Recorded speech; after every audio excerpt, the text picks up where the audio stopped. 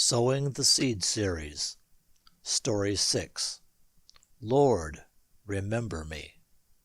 Taken from Luke chapter 23, verses 32 through 43. After leaving Jericho, Jesus made his way to Bethany, just outside of Jerusalem. Bethany was the hometown of Jesus' friends, Martha and Mary. Jesus had recently raised their brother Lazarus from the dead, after he had been in the tomb for 4 days. The following day, Jesus rode into Jerusalem, seated on a donkey his disciples had brought to him. The Jewish multitude that had seen his miracles in Galilee spread their cloaks on the road, and waving palm branches, they began crying out, "Blessed is the King who comes in the name of the Lord." Then the Jews who had seen Lazarus raised from the dead, and others, joined in the celebration. The messianic shouts continued as Jesus entered the city and came into the temple. This infuriated the Jewish leaders, but they were powerless to stop it. Following a week of constant challenges and attempts to trap Jesus in his words, the hatred of the Jewish leadership for Jesus finally found a tragic partner in the person of Judas Iscariot, one of Jesus' own disciples. We will never know what turned Judas against his master, but for 30 pieces of silver, he agreed to betray Jesus and lead a Jewish mob to their secret hideout in the Garden of Gethsemane. After a night of constant beatings and a mock trial, the high priest and the other Jewish leaders accused Jesus of blasphemy and condemned him to death. However, only Pilate, the Roman governor, had the authority to crucify Jesus.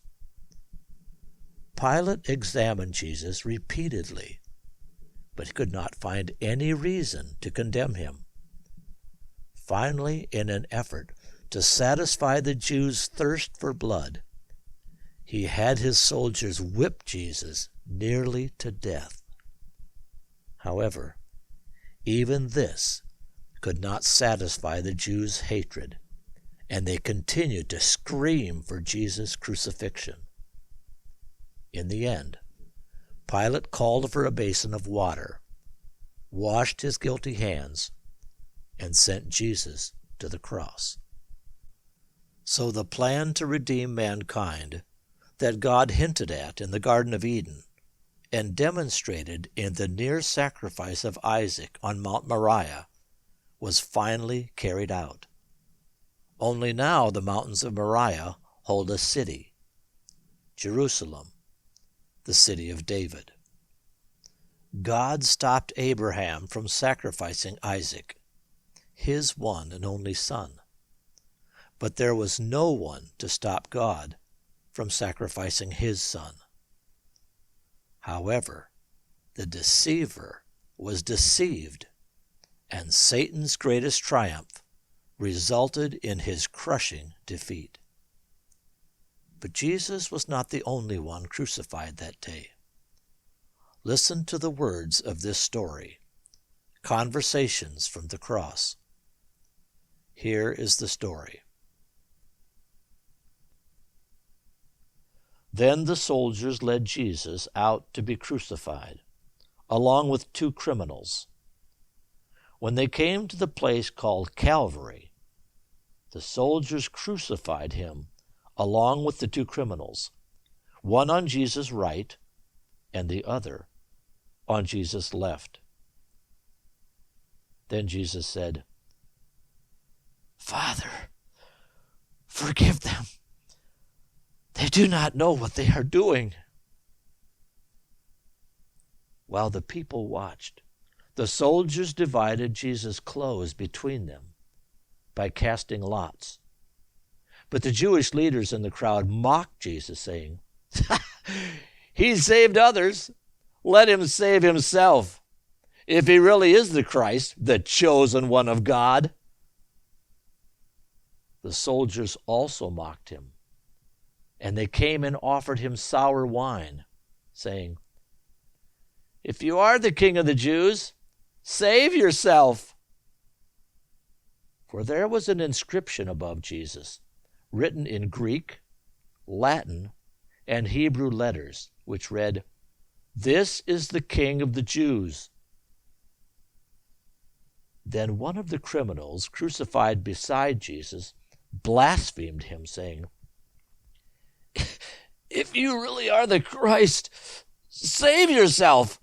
Save us." But the other criminal answered, rebuking him, "Do you not fear even God? You are under the same sentence of death, which we deserve, because of what we did. This man has done nothing wrong." Then the second criminal said to Jesus, "Lord, when you come into your kingdom, remember me." Jesus answered him, "I tell you, today you will be with me in paradise. I promise." Sowing the Seed Series, Story 6, Lord, Remember Me. Taken from Luke chapter 23, verses 32 through 43.